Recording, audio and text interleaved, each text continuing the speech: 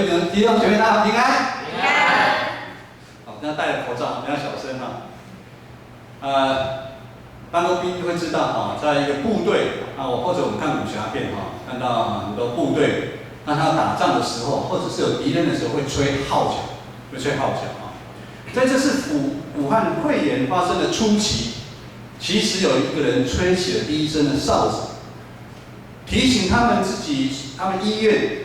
他神学院，你看，他医学院里面的一些医生说，他在他们的门诊里面有类似发生到 SARS 那种病毒，好像又出现了。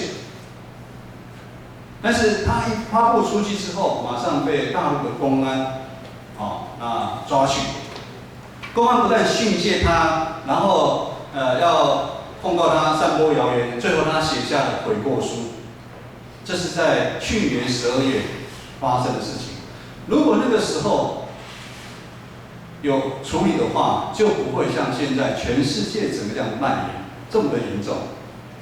李文亮第一个吹哨，我们的吹哨人，他叫做李文亮医师，就是李文亮弟兄。他坚持继续看门诊，尽他医生的本分。后来他也被感染了病毒。于2月7号，李文亮弟兄因武汉肺炎病逝了。消息传来，全球不只是基督徒，很多都非常的难过。牧师想到2段经文，约翰福音8章12节，耶稣对众人说：“我就是世界的光，跟从我的，并不在黑暗里走，却要得着生命的光。”在马太福音5章14节，耶稣直接说，对我们说：“你们是世上的光。”我们是世上的光。从历史的经验来看，看得到的敌人不管如何的强大，其实一点都不害怕。其实最近也有一个消息是，不止武汉肺炎，蝗虫，大家可能讲到蝗虫应该还好，蝗虫也是很恐怖的啊。传道书有说到，日光底下没有新鲜事。也就是说，我们现在看到很奇怪，发生这么大的事情，其实在以前就发生了。牧师知道这阵时间弟兄姐妹非常的担心，我特别去调查了一下，人类历史上最可怕的10大病毒啊，死最多的人是发生在18世纪的欧洲，那时候有天花病毒，死了多少人大家知道吗？1.5亿人死掉，1.5亿。天花现在已经不是绝症了，现在有疫苗。17年前的 SARS， 全球大概有800个人死掉。还有目前其实每一年到夏天，尤其是中南部的登革热病毒，也是现在的艾滋病的病毒。其中其实现在还有一个比武汉肺炎更严重的一个病毒，叫做流行性感冒病毒，叫做 H1N1。最初期发现这个病毒是在1918年，那时候全球死了5000万个人。现在的流行性的病毒其实已经有找到疫苗了，但是可能大家轻忽它，一年当中全球还有65万个人死掉，大家一定很惊讶，对不对？台湾这一波的季节性的流行性感冒，就从去年大概9月春秋、春夏、秋冬开始季节性感冒。我们因为武汉病毒死了多少人？应该2个。我们去年到现在流行性的季节感冒已经死了将近60个人。其实目前全世界最可怕的病毒，其实应该是因为在非洲，所以大家还没很注意它，叫做伊波拉病毒。武汉肺炎大家觉得很害怕，它的致死率是3点多%，但是呢，伊波拉的病毒的致死率呢，你感染到50%到90%，也就是你感染大概就是死的了。伊波拉病毒，牧师会讲了那么多，也是让大家了解。牧师相信武汉肺炎的疫情会渐渐往好的方向来发展，因为当我们大家也是全球每个人有危机感的时候，又愿意做好备战的准备。疫苗以及治疗的方式也会渐渐的被研发出来，但这个过程当中需要时间，以及大家，尤其是基督徒，我们要祷告，也确信我们的上帝是怜悯的上帝，也是听我们祷告的上帝。其实，在人类历史上的过程当中，有一个病毒，有一个比病毒更大的危机是存在，但是却被人们刻意的来忽略。使徒保罗发现这个问题的严重性，尤其对我们基督徒产生非常大的伤害。保罗使徒就如同信仰的吹哨人他在2000多年前，他就吹起了哨子，一直呼吁，一直在提醒基督的教会。这个危险记载在今天的经文6章12节，6章12节。牧师来念，因为我们并不是以属血气的征战，血气就是我们人我们面对的敌人不是人，我们跟人打仗很容易人是看得到的，甚至蝗虫其实人也是不怕的我们还是以那些执政掌权的、管辖这幽暗世界以及天宫属灵的恶魔征战。这是我们的敌人基督徒的敌人执政掌权、幽暗的世界以及天空属灵的恶魔。这个形容在强调我们的敌人，他的高度以及他的范围，甚至他的能力是很惊人的。保罗对魔鬼有这样几个特点的描述：第一个，他让我们知道他是有能力的，他是这个世界的王，全世界都在他的手中。第二，他是邪恶的，邪恶的人他是只有毁坏不会建设的，他喜欢在暗中，他不喜欢光明，他会达到他的目的，不择手段。第三，他狡猾诡计多端，魔鬼他很少公开的攻击，他都暗暗的来，化作光明的天使，然后突然给人致命的一击。他如狼一样，但是他常常化成一只小绵羊，混在我们羊群当中。他有时又像狮子，其实他最狡猾的是，他成为一条蛇。他软硬兼施，他威胁利诱，混在我们的当中，恐怖吧？但是很少人去注意他。但保罗说，教会碰到一个更大的麻烦的事情，就是说，第一个，我们不知道魔鬼的厉害就算了；第二个，甚至很多的基督徒不相信有魔鬼的存在。我们依靠自己的自信，尤其是现代人，所谓的自信呢，在某一步来看，它就是他的骄傲的展现。我们不愿意正视真正有魔鬼的存在，等同于什么？很多基督徒不怕上帝是一样的道理。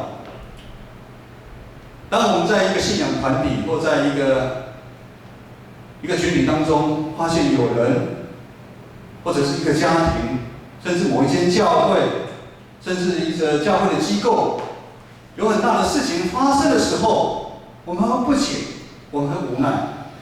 这个人不是本来好好的吗？这个家庭他们夫妻不是本来关系很好吗？这个教会不是很兴盛吗？怎么突然发生了这么大的一个事情？其实没有所谓的，突然发生这个事情。魔鬼一直都在我们的当中，他一直在等待时机。时机一到，他就出手。尤其对基督徒，他绝不手软。弟兄姐妹说很倒霉，成为基督徒就是成为魔鬼的攻击的对象。没错，你如果不是基督徒，因为你是属他的，他也不会攻击你以至于在现在的教会陷入如约翰一书2章16节所说的，肉体的情欲、眼目的情欲和今生的骄傲，都是从世界上来的，以至于这些世界上的一些东西进到教会，以至于让信徒彼此之间爱争权。很多的信徒受世俗化的影响，金钱、名声、地位的引诱，甚至陷入情色的伤害。当今的教会混乱的状况前所未有，不管是平信徒、长老、执事，甚至是牧者，让我们看觉得发生很离谱的事情的行为，一件一件在发生。可笑的是，我们还以为是因为人的因素而发生这么多的事情，其实这一切都是魔鬼在当中的计谋啊！以魔鬼的战役，如今的教会可以说是节节败退、血流成河啊！在这个部分，我们对魔鬼的抗疫的装备，我们是失败的，我们防疫系统做得不好，完全失败，这是不争的事实。但要问，我们教会对魔鬼的攻击，难道就拿不出一点办法出来吗？各位弟兄姐妹，虽然魔鬼造成的毁害比世上所有的病毒都还凶猛，但是主耶稣基督复活已经战胜死亡的权势，他甚至为了我们钉在十字架上流宝血，已经将我们当中所有每一个人的罪洗清了。如今坐在天上的宝座，这是每个基督徒的盼望啊！我们不能在罪恶当中一直打转，并且我们要了解，我们征战的对象到底是谁？上帝用他独生的爱子耶稣基督为我们钉在十字架，已经将我们从罪恶当中赎回来，并且他将要对付魔鬼的装备跟武器，已经赏赐给我们。记得在经文11节，今天的经文11节说，要穿戴神所赐的全副军装，就能抵挡魔鬼的诡计。上帝已经把他抗疫的设备早就给我们了，我们要穿戴起来。在这里，保罗用惊人面对战争战场时候需要的配备。然后兵的人都知道，危险的时候有甲种服装跟乙种服装。乙种服装可能就是比较轻便的，你要外出的，或者在营休假。甲种的服装就是要战争的服装。我们常常看到警察要去追比如说逃犯的时候，去攻击的时候，你看每个警察带钢盔然后拿盾牌拿枪拿棍子什么都会准备好。保罗用技能面对战争战场需要的装备，让我们知道魔鬼是玩真的，魔鬼是很凶狠，他又奸诈，厉害的程度不是我们随随便便，你没有准备装备你就上去应对。应战 SOP 的教战准则武器，上帝已经给我们全副的一个战甲，全副的军装，就好像现在面对武汉肺炎，我们台湾也是全民皆兵啊。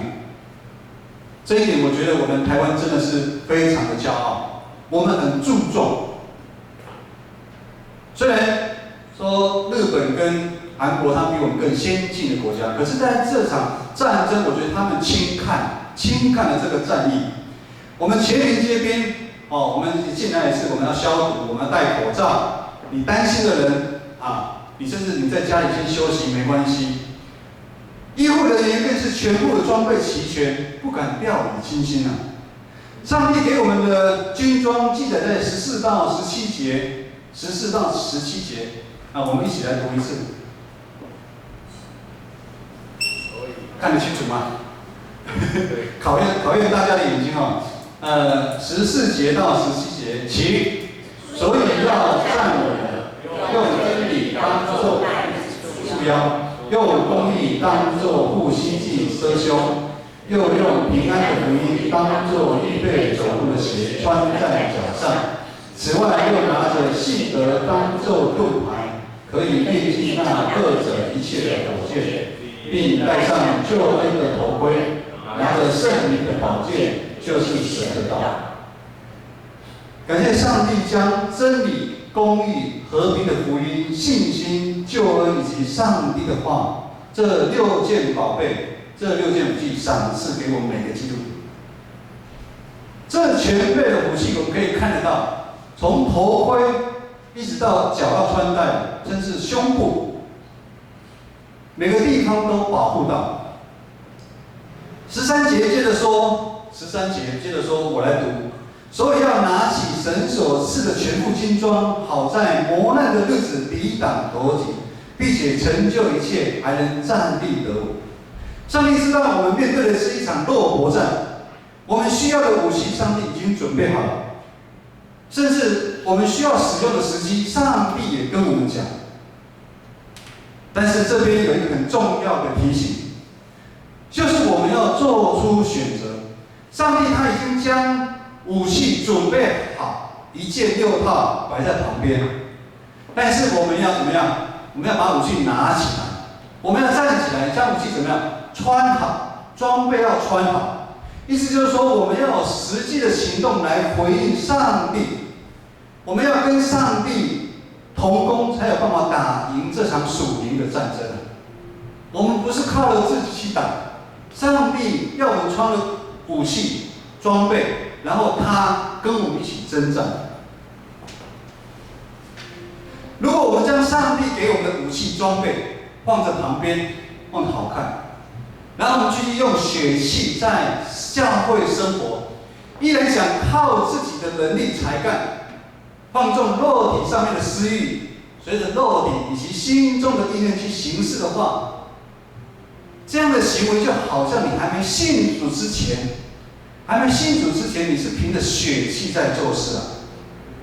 以至于现在很多上帝的教会充满了今天以弗所书4章31节所说的困境。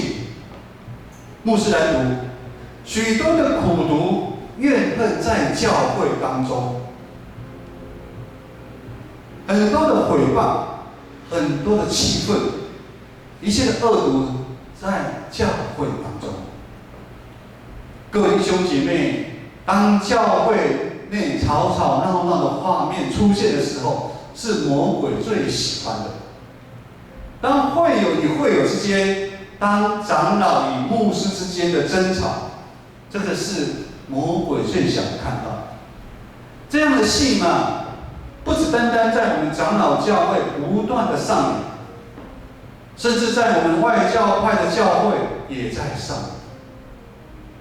最近我们看到有一间教会，他们当初从30个人的教会变到1000人的教会。可是当他们不仅仅这个魔鬼的战役的时候，魔鬼最先攻击的是谁？牧师。以至于这1000人的教会的牧师都受伤。当教会受伤，我们每一个弟兄姐妹绝对没办法置身事外，说不干我的事。实际上，我们每一个人没办法大声说，我们可以靠自己的本事、自己的能力来对抗魔鬼。医生如果没有穿上全套的防护衣，请问他敢面对传染病患吗？不要说武汉肺炎。我们当中如果有一个弟兄姐妹现在一直咳嗽，我看当中很多人都吓得半死了。各位弟兄姐妹，不要让我们的武器，上帝所赏赐给我们的武器放在旁边好看。求圣灵的力量帮助我们，帮助我们每一位弟兄，我们将全部的军装穿起来，一件一件穿戴好。这个军装不能乱穿啊。刚开始早期，10-20年那时候没有规定啊，骑机车要戴安全帽。刚开始的时候，大家都不是很习惯。可是因为怎么样，不戴安全帽真的很危险，很多出车祸都是脑部受伤。可是如果现在要大家戴安全帽，如果你没有扣紧的话，有戴等于没戴一样。我们要将我们的军装一件一件穿好，这是每一位你成为基督徒的责任。我们要刚强壮胆回应上帝对我们每一个弟兄姐妹的呼召。我们靠着上帝的同在，勇往直前。我们是上帝的军队，我们是基督的军兵，我们绝不后退，誓死来抵挡那恶者魔鬼。好叫我们在这个过程当中，我们信仰的灵命会渐渐的长大。就像今天以弗所书4章2节这么说的：当我们信仰灵命长大之后，我们就凡事会谦虚。我们在教会里面，我们就会温柔；我们碰到很多事情就会忍耐，甚至我们用爱心互相来宽容弟兄姐妹。我们会以和平彼此联系，竭力保持圣灵所赐的合一啊。我们用教会用这样合一的一个身体，让我们一起来建造上帝的教会，让上帝的教会再一次成为教会，让上帝的教会成为有光、有爱、有荣耀的一个教会。今天最后的圣经3节，我们一起来读一次，好不好？18到20，请靠着圣灵，随时多方祷告祈求，并要在此警醒不绝，为众圣徒祈求，也为我祈求，使我得着口才，能以放胆开口讲明福音的奥秘。我为这福音的奥秘做了带手链的使者，并使我照着当尽的本分放胆讲论。我们都是基督的精兵，我们随时都在征战，所以我们的武器，我们全副的军装，当我们穿上去之后，我们就不要脱下来。当你成为基督徒的那一天，你要把这个军装穿在身上。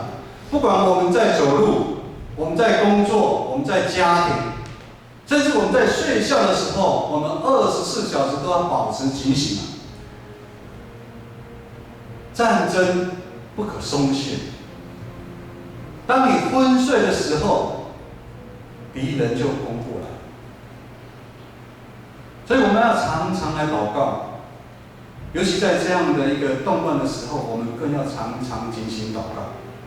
我们要举起双手为教会祷告，为许多肢体软弱的弟兄姐妹来祷告，也可以让我们可以像保罗这样放胆的去宣扬福音好消息，以至于让我们的教会能够成为社区的光啊！也让我们自己可以在这个动乱的年代、末日来临的这个时刻，靠着上帝给我们的武器。全副的军装，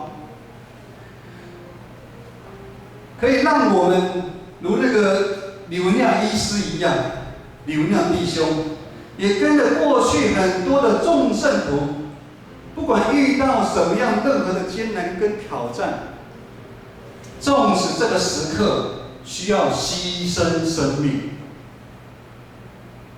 现在的基督徒可能比较不会碰到，尤其在台湾的基督徒比较不会碰到这样的问题。牧师在前几次讲过，100年前，很多的宣教士坐了船到全球世界各地去宣教，很多在路上碰到大风浪或者是生病，他们就已经死了。在很多的历史记录上面，很多的宣教士还没上台湾，一风浪就被卷到海里面，他就已经死了。纵使是这样子，我们每一个基督徒还是要活出光的一个样式啊！不管你现在的工作环境多么恶劣，老板对你多么的苦待你，或者你现在家庭，或者是你的环境，你都要活出光的一个样子啊！再回到最早的时候，牧师有读过2段经文，耶稣对大家说的：“我就是世界的光，跟从我的，必不在黑暗里走，却要得着生命的光。”马太福音5章14节，耶稣直接对着我们说：“你们就是世界的光啊！”弟兄姐妹，我们原是不配的。我们本来是属于世界，属于魔鬼。我们本来在黑暗里面打转，如在淤泥当中生活。但是耶稣十字架上牺牲的爱，将我们每一个人提升到尊贵的儿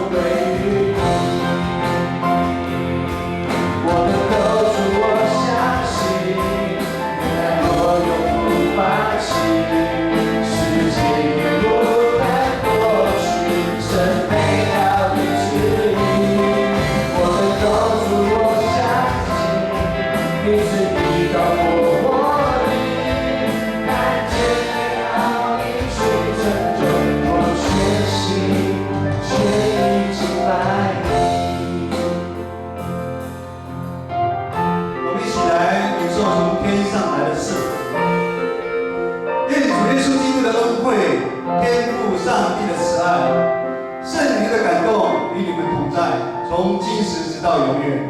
阿门。阿门。